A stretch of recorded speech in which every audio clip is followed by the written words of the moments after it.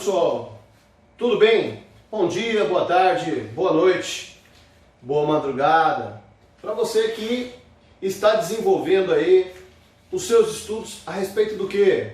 A respeito dos métodos de interpretação jurídica, da hermenêutica jurídica, acerca também da lei de introdução às normas do direito brasileiro, analisando também a lei complementar número 95 de 98. Estamos tratando desses assuntos, meus amigos. Na aula anterior, tivemos a oportunidade de averiguar os principais aspectos da estruturação da norma jurídica, da estruturação das leis. Passamos, inclusive, a conversar acerca da importância da linguagem. E dentro desta importância, podemos observar naquelas 7 espécies legislativas constantes do artigo 59 da Constituição Federal, de que modo essas espécies legislativas são estruturadas, ok? As 7 espécies legislativas do artigo 59 e os demais atos normativos naquilo que couber, ok? Falamos também na aula anterior acerca do que? Das normas jurídicas primárias e normas jurídicas secundárias. E agora, me parece oportuno fazer a seguinte abordagem. Já que nós já passamos por toda essa investigação, de que modo surgem essas leis? Como se dá o processo, no caso, agora não de elaboração, redação, estruturação, ok? Mas como é que essas leis surgem? Como elas aparecem? Vamos então analisar o modo pelo qual estas leis são produzidas. E o nome que se dá a isso é processo legislativo. Isso mesmo, processo legislativo em que a Constituição Federal dedica um capítulo específico. Está lá no artigo 59 da Constituição Federal. Agora vejam, meus amigos, este processo legislativo, ele disciplina todos os aspectos referentes ao quê? A tramitação de um projeto de lei até ele vir tornar-se uma lei.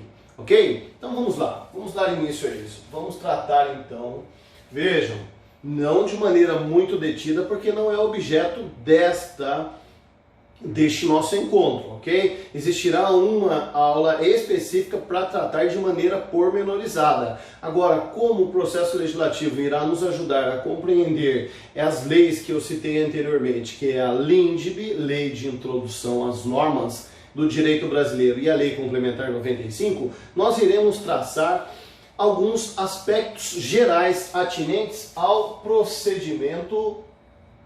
processo legislativo, ok? Isso que se encontra na Constituição Federal, meus amigos. Na Constituição Federal, no seu artigo, vamos colocar aqui, no artigo 59, ok? Artigo 59 e seguintes. Vai ficar melhor assim. Artigo 59 e seguintes. Primeiro passo. Primeiro aspecto que creio que seja importante. Vejam, o processo, essas regras fixadas na Constituição Federal são regras gerais, são diretrizes gerais. Só que estas diretrizes gerais, elas são o quê? Como elas são reproduzidas nos demais entes da federação. Então vejam, processo, de um modo geral, falando assim de um modo amplo, é uma função de Estado, ok? Por isso que nós temos o processo jurisdicional, o judicial, nós temos o processo administrativo e também temos o processo legislativo, o modo pela qual as leis são o quê? Produzidas, ok? E em razão disso, a Constituição fixa as regras gerais, regras estas que são reproduzidas também em todos os demais entes da federação. Nós sabemos que a nossa república, ela é formada, nossa república é uma federação, uma república federativa, que é formada por quatro entes federados, 4 entidades políticas. Vejam, União, Estados, Distrito Federal e municípios. Todos eles irão obedecer a essas regras gerais constantes lá do artigo 59 e seguintes. ok? Anote aí no teu caderno. Isso se dá em razão de um princípio.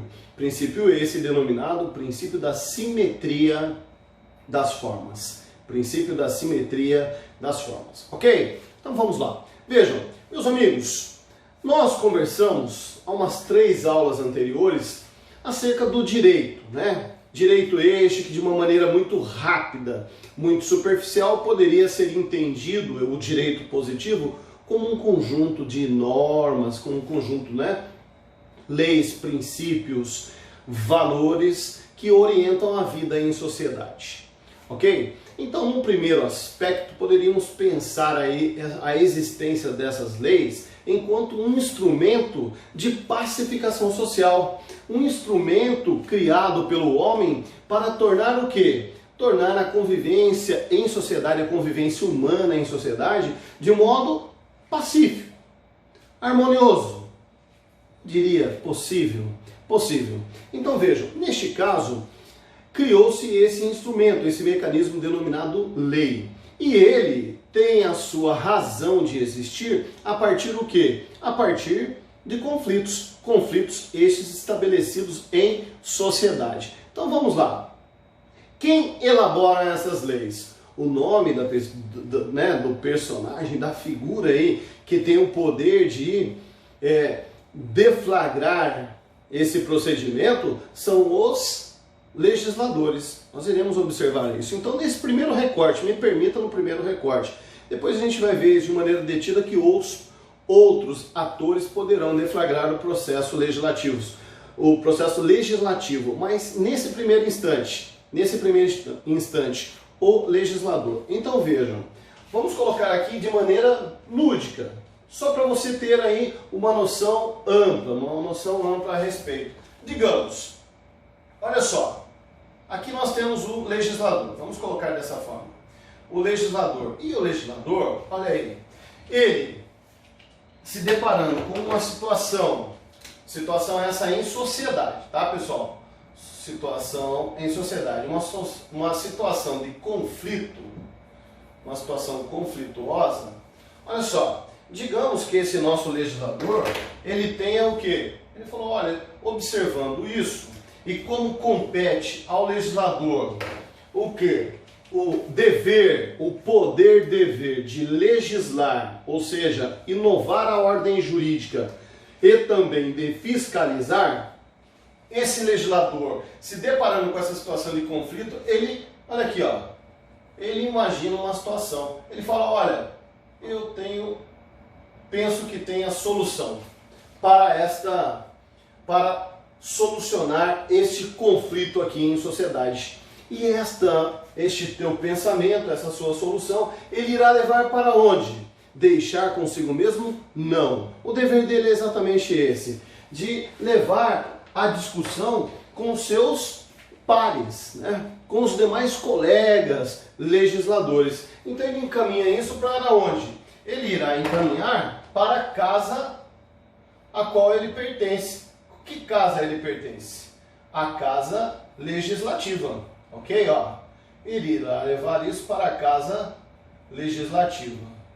Se for um legislador no âmbito federal, ele irá levar para o Congresso Nacional, ok? Tanto para a Câmara como para o Senado. Se for um legislador, um deputado estadual, para a Assembleia Legislativa do seu estado. E se for um legislador municipal, para a Câmara Municipal, né? Para o Poder Legislativo do seu município, Câmara Municipal. Não podemos nos esquecer que eventualmente pode ser também quem? Um deputado distrital, que irá encaminhar à Câmara Legislativa do Distrito Federal, ok? Aí vejam, levou para a Casa Legislativa essa ideia. Chegando lá, nós sabemos que, já temos esse conhecimento da aula anterior, nós sabemos que toda essa sua ideia aqui, ela será convertida, toda essa sua ideia será convertida em uma linguagem própria. Olha aí, olha só a importância do estudo na aula anterior. Esta linguagem é uma linguagem própria, é uma linguagem chamada linguagem legislativa. E toda essa ideia, o técnico, não o legislador, mas o técnico, como regra, ele encaminha aquela ideia para o técnico e o técnico irá o quê? Elaborar um negócio chamado projeto de lei. Ok? Então aquela proposta, aquele pensamento para regrar a situação de conflito aqui na sociedade irá se transformar em um projeto de lei. Ok? Projeto de lei. Por isso que alguns vão denominar de propositura legislativa. Na verdade, trata-se de uma ideia, de uma proposta que será encaminhada à casa, para que a casa possa refletir a esse respeito. Ok, meus amigos? É nesse instante que se inicia o quê? Que se inicia as fases do processo legislativo. É a partir daí que nós iremos observar que todo esse procedimento legislativo, ele comporta, esse processo, o procedimento legislativo, ele comporta três fases.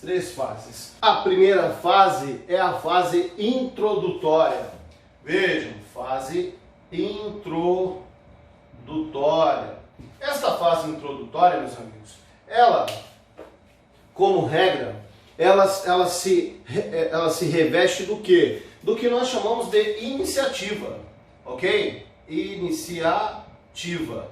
E o que vem a ser essa iniciativa? Iniciativa nada mais é do que a possibilidade do quê? De deflagrar, de iniciar o procedimento legislativo. Então alguém vem e inicia, ok? Nesse instante, aqui a doutrina divide essa iniciativa de dois modos. Iniciativa que poderá ser geral e iniciativa reservada, ok? Então, iniciativa geral e iniciativa reservada. Professor, onde é que eu verifico estas fases da iniciativa?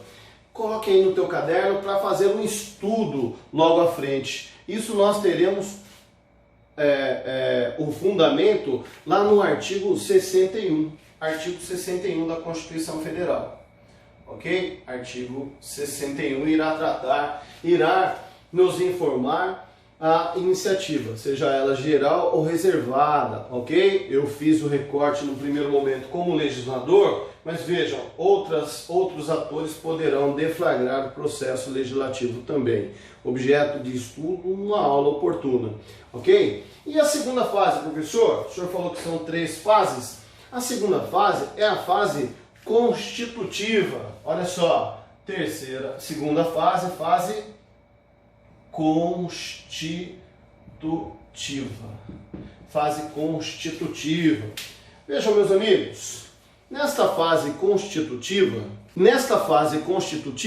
nós teremos três aspectos a serem observados. O que poderíamos também chamar aqui de subfases. Então a fase constitutiva ela é constituída de, olha só, constituída de, primeira delas, deliberação. Segunda, votação. E a terceira, sanção ou veto. Sanção ou veto. Ok? Estas são as três subfases da fase constitutiva. Vejam, meus amigos, e a terceira, em vermelho, não, em azul, olha aqui. A terceira será denominada de fase complementar. Fase complementar. Agora vejam, meus amigos, esta fase complementar composta de duas aqui, ó, dois aspectos, duas subfases, né? Dois momentos, dois atos processuais são praticados nesta fase complementar. É a promulgação e a publicação. Promulgação e publicação. Vejam, de maneira muito sintetizada, estas são as fases pelas quais, né, passam o processo legislativo. Nós sabemos que processo é um encadeamento lógico de atos, ok? Então são praticados vários atos processuais tendentes a um fim. Neste caso, a finalidade desses vários atos processuais é dar origem a uma espécie legislativa, a uma norma, ok? A uma norma jurídica. Agora vejam, meus amigos, vejam, são todas as normas que se submetem a todas essas fases? Não, mas isso é um assunto para um outro momento.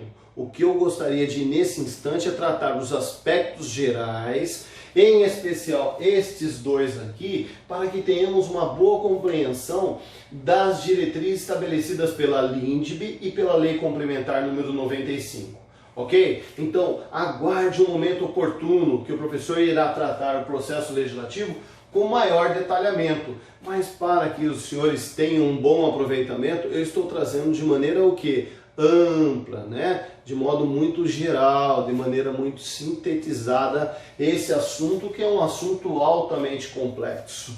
Ok? Então, estes são apenas, então, somente os primeiros passos.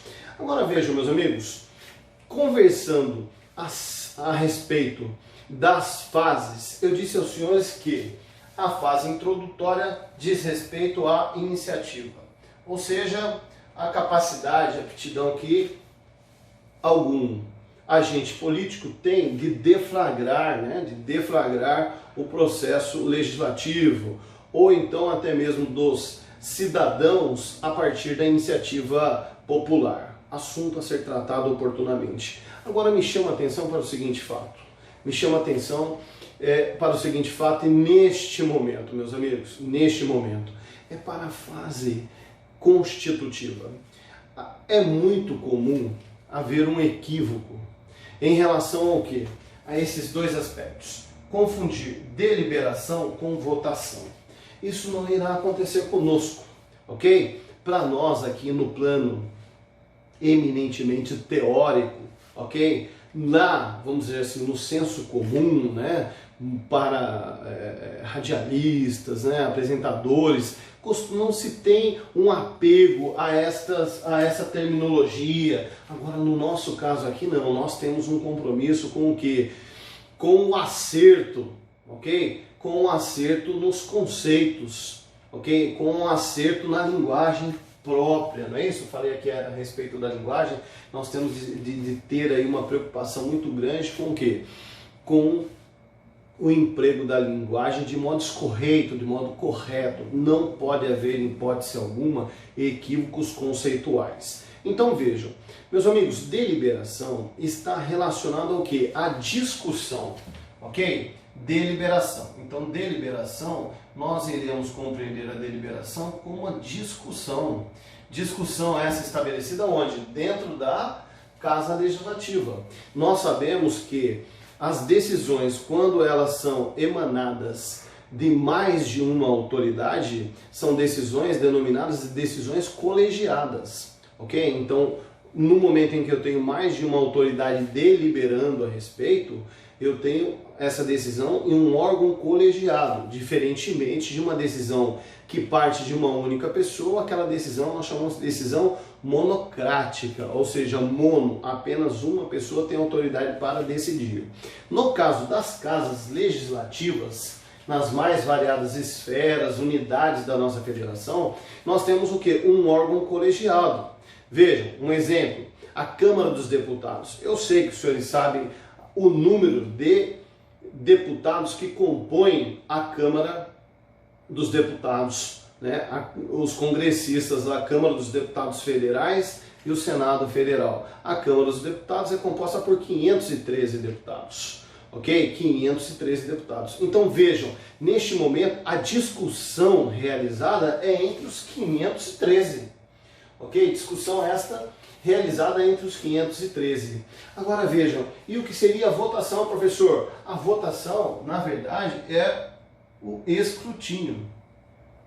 Agora vejam, meus amigos, para que haja esta discussão e também esta votação, vejam, é necessário que tenhamos também apego a outras duas expressões que são de fundamental importância e muitas das vezes empregadas também de maneira um tanto equivocada. Não será o nosso caso. Vejam agora com os senhores, para que tenhamos essa discussão, para se iniciar essa discussão em cada casa legislativa, é necessário que haja o quê? Um número mínimo de parlamentares naquela casa legislativa para se iniciar o que? A discussão. E essa discussão ela se dá em uma sessão legislativa. Sessão legislativa, conversei também um pouquinho no aula anterior. Sessão com 2 S, cuidado, tá? Cuidado. Sessão com 2 S. Estamos falando aqui de uma sessão legislativa, ok? Para se instalar uma sessão legislativa para que haja essa discussão acerca desse projeto de lei, nós teremos o quê? Nós teremos que ter um quórum, ok? Um quórum. E este quórum é, na verdade, o quê? O número de integrantes daquela casa, ou seja, o número de parlamentares para que seja possível ser instalada aquela sessão legislativa. Ok? Professor, onde eu poderia encontrar o fundamento disso? É tranquilo, meus amigos, é bem tranquilo. Dê uma olhadinha aí no artigo 47 da Constituição Federal. Olha só, o quórum está aí no artigo 47, ok? O quórum, então, se relaciona ao quê? A maioria, de acordo com o artigo 47, a maioria absoluta dos seus membros, ou seja, neste caso, por exemplo, no caso da Câmara dos Deputados que acabei de dar aqui, que são 513, qual seria então o quórum para instalação? O quórum seria 257.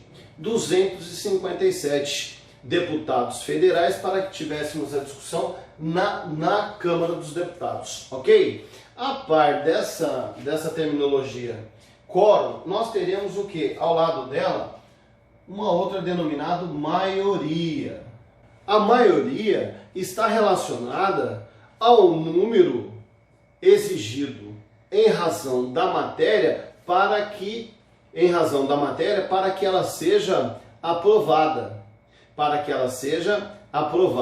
Então vejam, o quórum está relacionado à instalação e a maioria a um número para que aquela matéria seja o quê? Votada, para que haja a votação, para que a matéria seja então aceita, aprovada e se não obtiver aquele número será rejeitado. É por isso que a maioria se apresenta de duas formas. Vejam, maioria, nós teremos a maioria simples, também denominada de maioria relativa, e a maioria absoluta. O quórum é de instalação, e o quórum de instalação eu tenho que ter um número imediatamente superior à metade dos membros para que seja instalada a sessão legislativa. É isso que se conhece como maioria absoluta. Há alguns, eu já ouvi, é muito comum você ouvir por aí, e é algo para a gente rechaçar, para nós aqui nesse instante, quando você ouvir, fala, olha, há um equívoco conceitual. Alguns vão dizer que maioria absoluta é o quê? É a metade mais um. A metade dos integrantes daquele parlamento mais um. Na verdade, há um equívoco em relação a esta afirmação. É muito fácil de se constatar esse equívoco. Veja bem, se nós tivermos uma casa, um colegiado, uma casa, nesse caso aqui, do processo legislativo, uma casa legislativa, em que nós temos o quê? 513 deputados, como é o caso da Câmara dos Deputados Federais. De que forma se daria então essa metade mais um, sendo que nós temos números ímpares? Então, do ponto de vista matemático, pode até dar certo esse cálculo, mas não me parece que haja, Havendo essa divisão, eu tenho que ter o quê? Não dá para ter meio parlamentar. a metade de uma pessoa. Então, vamos dar um exemplo. Eu tenho 11 integrantes em um poder legislativo no município. Neste caso, a metade de 11 quanto é? Vejam, não tem como ser, não, professor, 5,5. Como isso? É impossível, né? Não me parece viável, esse pensamento é um pensamento equivocado. Então o correto me parece ser o quê? A se levar em consideração o quê? O número de integrantes da casa, como é o caso da maioria absoluta, que estou falando aqui para os senhores. Vejam, o que é a maioria absoluta? A maioria absoluta é o número imediatamente superior à metade dos membros pertencentes àquela casa legislativa. Ok? Então, a metade, o número inteiro imediatamente superior à metade dos membros que compõem a casa legislativa, confere o quê? Confere a maioria absoluta. A maioria absoluta, que inclusive é o quórum para instalação. Ok? Em contraposição a essa maioria absoluta, nós teremos a maioria simples ou relativa. Por que simples ou relativa? Porque vejam, depois de instalada a sessão, existem matérias que exigem para ser aprovadas o quê? Maioria simples. Maioria simples. Vejam, o escrutínio se dá pela maioria simples. Então vejam, e o que seria essa maioria simples, professor? A maioria simples leva em conta o quê? É o número inteiro, tá anotando aí? O número inteiro após a metade dos membros presentes àquela sessão legislativa. Então veja, uma leva em conta, a maioria absoluta leva em conta os membros pertencentes. Então vamos novamente para o cálculo. Se eu tenho, vou colocar aqui do lado aqui que eu acho que vai ficar melhor, mais claro. Olha só, eu falei da Câmara dos Deputados aqui no caso, deputados federais, né? Se fosse deputados estaduais, seria a Assembleia Legislativa. Vamos lá, 513. O quórum 513, olha só, o quórum será de, vamos lá, 257, ok? 257. Aqui eu tenho o quórum, 257. Maravilha? Agora vejam. Digamos que a matéria que está sendo discutida aqui, ela exija o quê?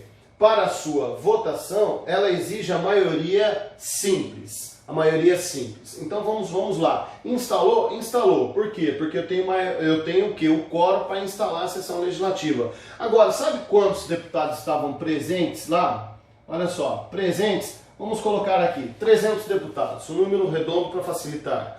300 deputados. Se eu tenho 300 deputados presentes, se a maioria exigida para a votação da matéria for de maioria absoluta também, quantos votos seriam necessários? Preste bem atenção. Quórum para instalação, nós teremos de ter o quê? Olha só o quórum. É semelhante à maioria absoluta.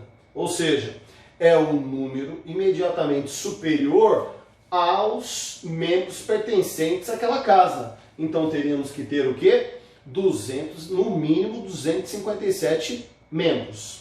Agora vejam, nós temos lá 300 presentes e a matéria a ser deliberada, a matéria a ser, melhor dizendo, votada, foi discutida, agora está sendo votada, ela exige maioria absoluta. Então nós teremos o quê?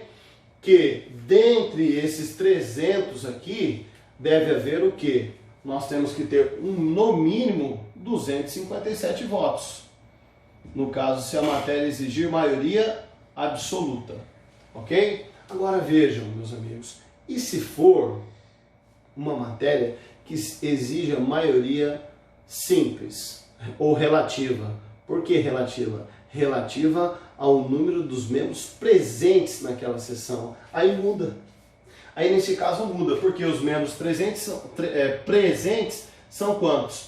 300. Neste caso, se a matéria exigir maioria simples ou relativa, nós teremos de ter o quê? Um número imediatamente superior, o número inteiro após a metade, né, superior à metade, dos membros presentes. Então a maioria simples aqui, ó, a maioria simples ou a maioria relativa, será de 151, considerando que nós temos 300 parlamentares, 300 legisladores presentes naquela sessão. Vou retomar. Quórum, instalação. Câmara dos Deputados, 513, é o exemplo que a gente está utilizando aqui. Quórum será de 257. Compareceram quantos àquela sessão legislativa? 300 deputados. Se a matéria for de maioria absoluta, nós teremos o quê? A exigência de ter no mínimo 257 votos. Ok? Agora, se for de maioria simples ou maioria relativa, será o quê? Um número imediatamente superior à metade dos presentes, dos membros presentes. Se for maioria absoluta, é o número imediatamente superior dos membros, o quê? Integrantes do parlamento. Ok? É bem tranquilo. Num primeiro momento se apresenta assim, professor, isso é uma questão que suscita alta indagação. Não, basta olhar isso com um pouquinho de tranquilidade, a gente vai conseguir tirar essa situação de letra, tudo bem? Como diz a garotada aí, de letra, na categoria. Joia? Então vamos adiante, meus amigos. Vamos adiante. No caso, e a maioria qualificada, professor? A maioria qualificada é bem tranquilo. A maioria qualificada sempre irá aparecer aqui, ó, como 2/3 ou 3/5. Ok? Como 2/3 ou 3/5, os senhores irão estudar isso com tranquilidade, irão observar também que, olha só o exemplo aqui dos 3/5, emenda constitucional, né? As emendas constitucionais, ela exige o quê? Um quórum qualificado. Tem um procedimento legislativo mais complexo, né? Em 2 votações, em ambas as casas. Deixa para estudar isso quando forem estudar as espécies em si. Nesse primeiro momento, trago aqui diretrizes, apenas diretrizes gerais. Tá certo? Então vamos lá. Meus amigos, vejam, fechando aqui a fase complementar. Fechando a fase complementar. A fase complementar é a de promulgação e de publicação. Opa, professor, o senhor pulou aqui, ó.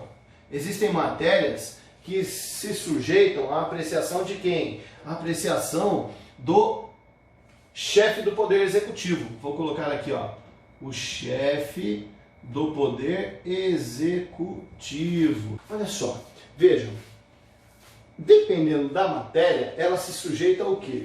A apreciação do chefe do Poder Executivo. Vamos nos manter aqui, ó. Câmara dos Deputados, Senado Federal, né? Deliberaram acerca de uma matéria e encaminharam isso ao presidente da República. Então, esta sanção ou veto, estão relacionados ao quê? Estão relacionados à concordância ou discordância por parte do chefe do Poder Executivo. Então vejam, se o chefe do Poder Executivo aquecer, lhe peço gentilmente que faça essa anotação. Essa é uma expressão que cai muito em prova e muitas das vezes o aluno que não está atento fala, olha, aquecer, eu nunca conheço esse verbo. Ou seja, se ele aquecer, se o chefe do Poder Executivo concordar com aquela deliberação legislativa, ele irá o quê? Sancionar. Ele irá sancionar o quê? O projeto de lei. Ok?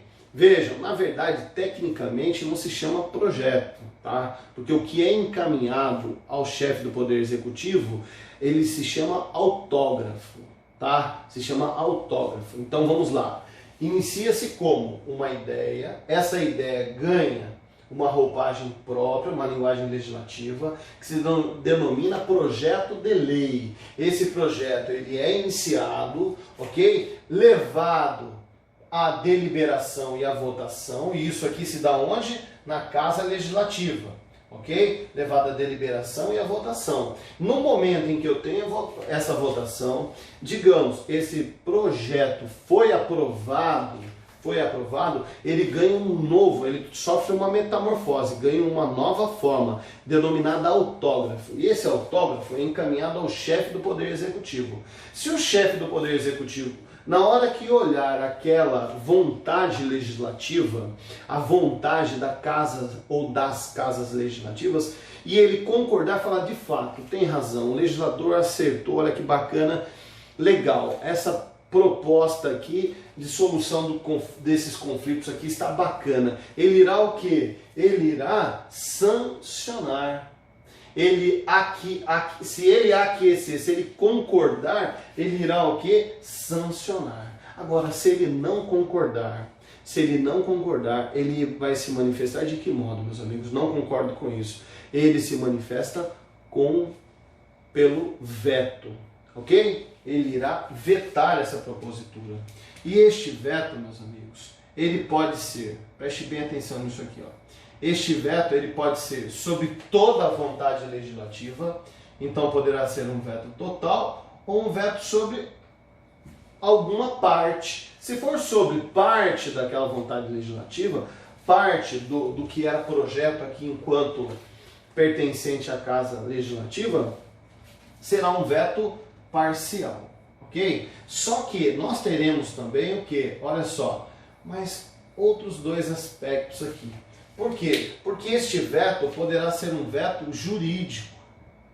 Vejam, pode ter acontecido de o legislador e o legislador ao iniciar e os legisladores, por ocasião da deliberação e da votação, terem o quê? Terem se desgarrado, por assim dizer, não terem dado atenção devida ao processo legislativo. Ou então a matéria que eles deliberaram, não seja uma matéria própria da maneira como foi deflagrada. Quem iniciou pode o quê? O senhor dizia, não estudar isso futuramente, não teria competência para deflagrar o processo legislativo. Neste caso, o veto é um veto jurídico. O prefeito, o governador, o prefeito, os governadores, porque o Distrito Federal é governador também, ou o presidente da República, pode encaminhar à Casa Legislativa dizendo o seguinte: olha, eu não concordo, eu vetei o projeto em parte, ou vetei o projeto totalmente. Por quê? Porque ele é contrário à ordem jurídica.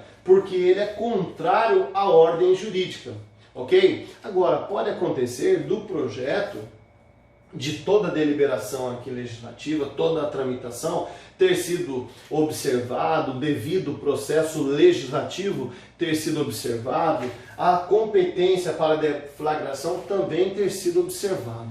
Mas olhando, o chefe do executivo, olhando para aquela vontade legislativa, pode dizer o seguinte: olha, essa vontade legislativa não é oportuna. Nesse momento, ela contraria o quê? O interesse público. E aí, neste caso, nós teremos um veto denominado de veto político. Ok? Por quê? Porque não se leva em conta aspectos técnicos relativos ao ordenamento jurídico. Mas o que se leva em conta, o que é? O interesse público. Então ele irá dizer o seguinte: olha, em que pese estar todo ele, do ponto de vista jurídico, perfeito, ele contraria o interesse público nesse exato instante. Então o veto político seria o quê? Porque a matéria é contrária ao interesse público. Contrária ao interesse público. Ok? Então, de maneira sintética, de maneira rápida, essa fase aqui, ó, é a de análise por parte do chefe do Poder Executivo. Ok? Agora vejam, meus amigos, a fase complementar, ela se inaugura apenas e tão somente com o quê? Com a aquiescência por parte do chefe do Executivo.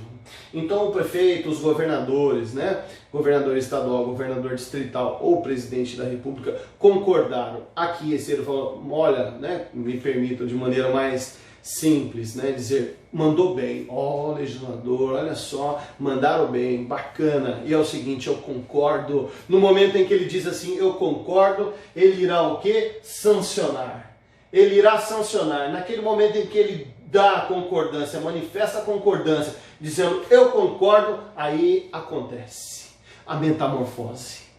Acontece a metamorfose, porque aquilo que era projeto, que se transformou em um autógrafo, se transforma em lei. Aí sim, aí teremos a lei. Olha só, então, o que vem a ser a promulgação. o que vem a ser a promulgação? Promulgação, então, é o ato, né? É um ato que integra aí todo o procedimento legislativo que atesta a existência da lei. Olha só, a lei passa a existir com a promulgação. A lei passa a existir com a promulgação. Ok, meus amigos? Promulgação. Agora vejam, então, se me permitam de uma maneira também lúdica, ok? Os senhores irão estudar isso, eu estou insistindo, de maneira mais detalhada e no momento oportuno. Agora vejam, seria o certidão de nascimento. A certidão de nascimento da lei vem com a sua promulgação.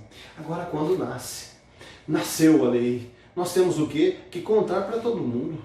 Ora, temos que contar. A lei nasceu, afinal de contas, esta lei, ela irá obrigar a todos, indistintamente. Estamos em uma república, estamos em um Estado pautado pelas leis, um Estado de direito. Logo, nós temos o quê? De nos submetermos ao império da lei. A lei não é sugestão, a lei é um comando. Faça, não faça. E aí, nesse caso, teremos o quê? Que ficar sabendo de tudo isso que aconteceu lá, né? Nos escaninhos, né? No interior desses poderes, poder legislativo e poder executivo. E aí, como é que nós, como que se adquire esse conhecimento do surgimento dessa nova lei? Aí nós temos com a publicação. Conta-se para todos os administrados, para todos, né, os jurisdicionados, para todo cidadão brasileiro, para todos os nacionais, o que? A lei nasceu. Ok? Então a publicação é o ato que faz público todo o teor daquele ato normativo, daquela espécie legislativa. Ok, meus amigos? E é aqui, é nesse exato instante que esta lei, aqui entra um aspecto importante que nós iremos trabalhar a partir daqui, ó, a partir daqui, que são conceitos como vigência, ok? Conceitos como vigência e validade. Vigência e validade. Vejam, olha só. Vigência. Não é isso? Vigência, vou colocar aqui do ladinho. Validade. Validade. Vejam, meus amigos. Por quê? Porque existência está tranquilo. Existência é simples, professor. Quando é que uma lei passa a existir? Quando é que uma lei passa a existir? Uma lei passa a existir com um ato de promulgação. É aqui que eu tenho a existência. É onde se certifica que uma lei passou a, né, veio ao mundo, surgiu, está aqui, existência. A publicação conta-se para todo mundo. E é a partir de contar para todo mundo que eu terei a vigência. Agora vejam, meus amigos, e o que seria a vigência? A vigência é a capacidade que uma lei, né, a capacidade, a aptidão que uma lei possui de operar os seus efeitos, ok? De operar efeitos. É naquele instante, é a partir da sua vigência que ela produz os seus efeitos, ok? Que se produz os efeitos que lhes são próprios, né? Agora vejam, então, vigência tem este aspecto. E a validade, professor? A validade nada mais é do que a análise. Olha só, eu vou até colocar aqui de maneira destacada. A análise, se ela foi o quê? Produzida, ok? Produzida de acordo com o que determina o devido processo legislativo, de acordo com o que determina toda a fase de tramitação, todas as regras atinentes ao processo legislativo. Ok? Então vejam, meus amigos, uma norma, ela pode ou não ser vigente. E é isso que nós entraremos agora, vamos conversar sobre isso. Ok? Uma norma pode ou não ser vigente. Agora, pode também ser ou não válida.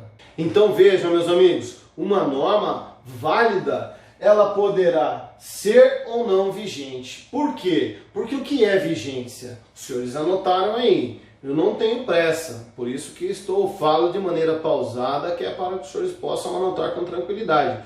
A vigência de uma norma é a possibilidade, em tese dela, o quê? Produzir efeitos. Os efeitos que lhes são próprios, ok? E esses efeitos, como eu disse, não são sugestões, é de limitar determinados comportamentos. Vejam, é para isso que as leis são criadas. A lei é um comando, ok? Então, de limitar determinados comportamentos, ok? De regrar comportamentos. E é também, por óbvio, para ser o quê? Utilizada pelos tribunais, pelo Poder Judiciário, para compelir aqueles que eventualmente a queiram descumprir, ok? Agora vejam, nesse aspecto, toda norma para ser vigente,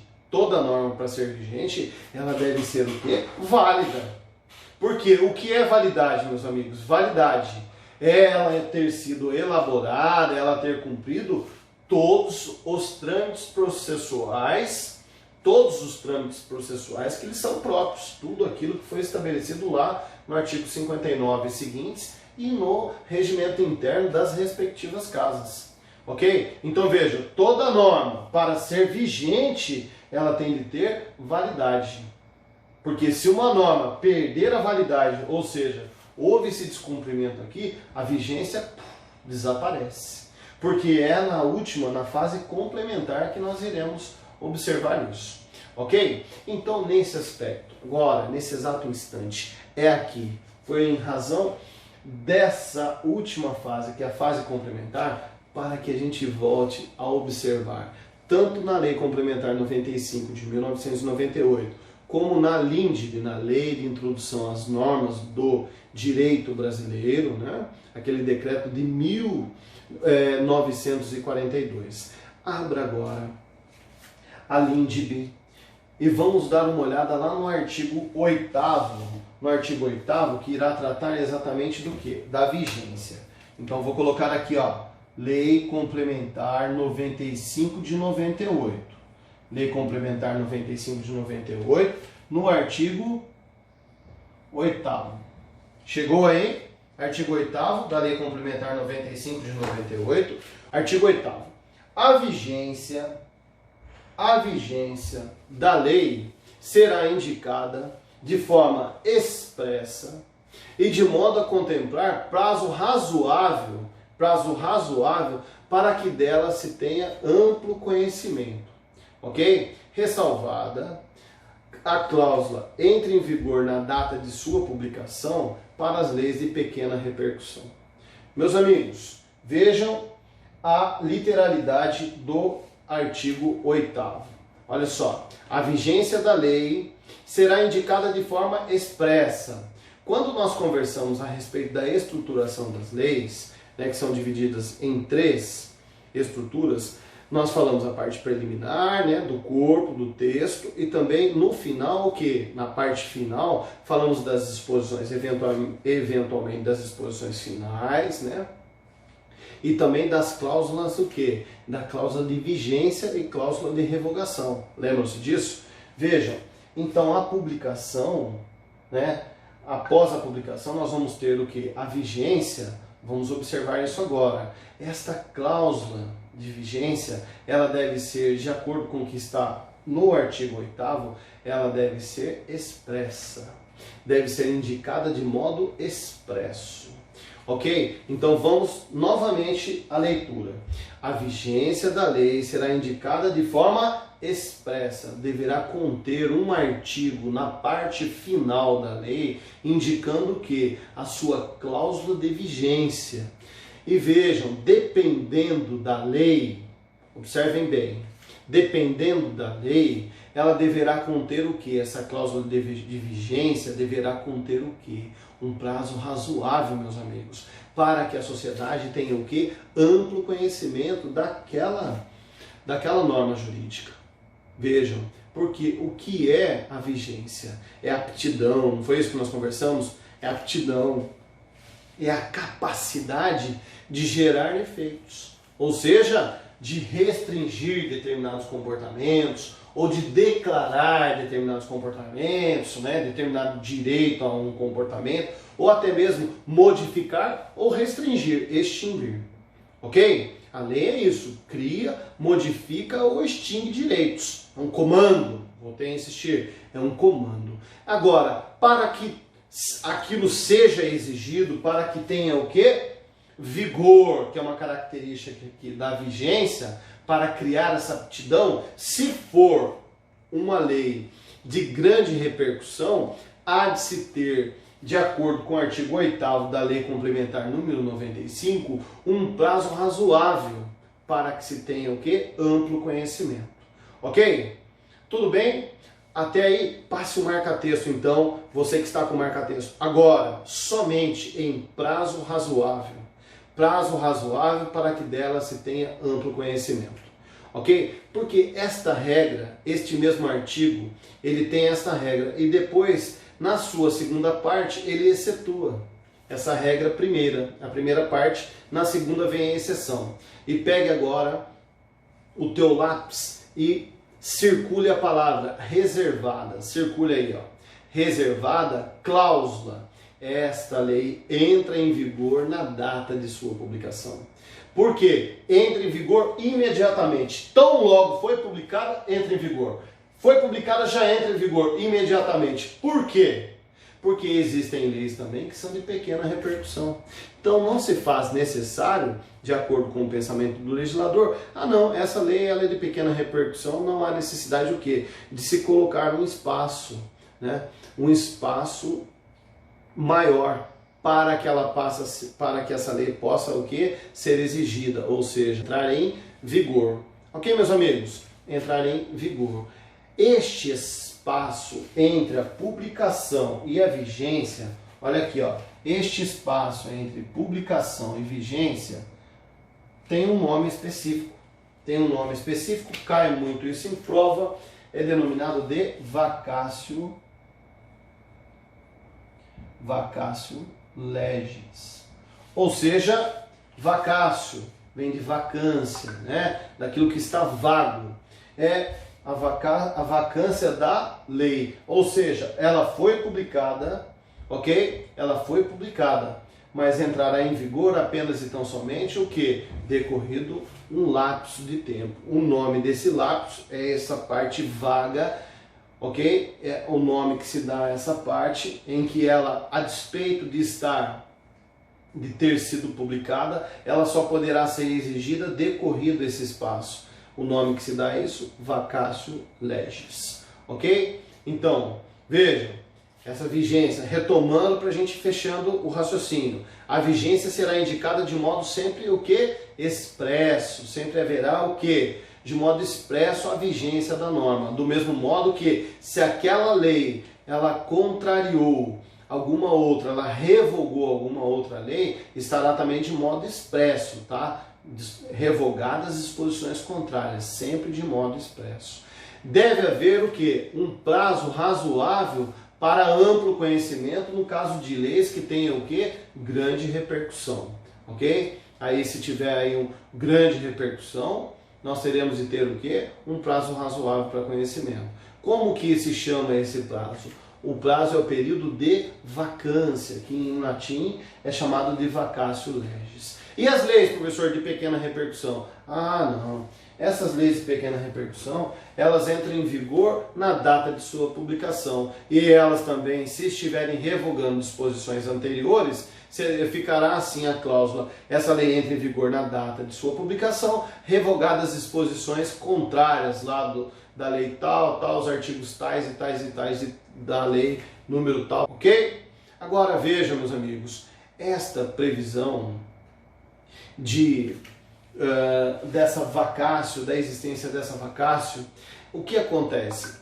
O artigo 1º, agora nós vamos o que? Fazer uma análise disso que nós estudamos com a lei de introdução às normas do direito brasileiro, lá no seu artigo 1º. O artigo 1º da LINDB irá nos dizer que, salvo disposição contrária, a lei começa a vigorar em todo o país 45 dias depois de oficialmente publicada. Vejam, meus amigos, vou novamente. Preste bem atenção no artigo 1º. Salvo disposição contrária, a lei começa a vigorar em todo o país 45 dias depois de oficialmente publicada. A lei foi oficialmente publicada? Foi. Tem cláusula de vigência? Tem cláusula de vigência e revogação? Não. Se não tem cláusula de vigência e revogação, quando é que ela passa a vigorar no país, no nosso país? Quando que passa a vigorar? 45 dias depois. Ok? Vejam, meus amigos, esta lei de introdução às normas do direito brasileiro é uma lei importantíssima para nós, mas é uma lei de 1942. Então há que se levar em consideração o quê? A disposição aqui do artigo 8º. Hoje a boa técnica legislativa nos informa que entrou em vigor foi publicada uma lei. Eu vou onde? Verificar se ela está em vigor ou não. Eu vou lá na parte final. Nós conhecemos já de que maneira está estruturada uma lei. Vou à parte final. Se tiver a cláusula de vigência, e a boa técnica legislativa determina que tenha, porque é a lei complementar número 95 de 98 que irá determinar como as leis devem ser o quê? Articuladas, como se dá a redação dessas leis. Vejam, tem que ter a cláusula de vigência e revogação expressa. Mas caso não tenha, entra quem? Entra a LINDB, dizendo o seguinte: na ausência, entra em vigor 45 dias depois da sua publicação. Ok? Agora vejam, eu gostaria de chamar a atenção, por fim, no parágrafo 2º do artigo 8º. Observem bem o que diz o parágrafo 2º do artigo 8º. As leis que estabeleçam período de vacância, elas deverão utilizar uma cláusula, aquela cláusula que nós conversamos, neste caso do parágrafo 2º do artigo 8º, que trata da vacância, deverá constar da seguinte forma: esta lei entra em vigor após decorridos, o quê? Tantos dias de sua publicação oficial. Ok? Nós temos observado, a despeito da lei determinar que seja em dias, né, que o legislador coloque em dias, nós temos observado como no Código de Processo Civil e também no próprio Código Civil, né, o artigo 2044, se não estiver equivocado, que eles estabeleceram esse período de vacância em 1 ano, ok? Mas a boa técnica indica que este prazo, né, esse período de vacância seja contado em dias. Eu agradeço enormemente a sua atenção e lhe aguardo no próximo encontro. Até breve.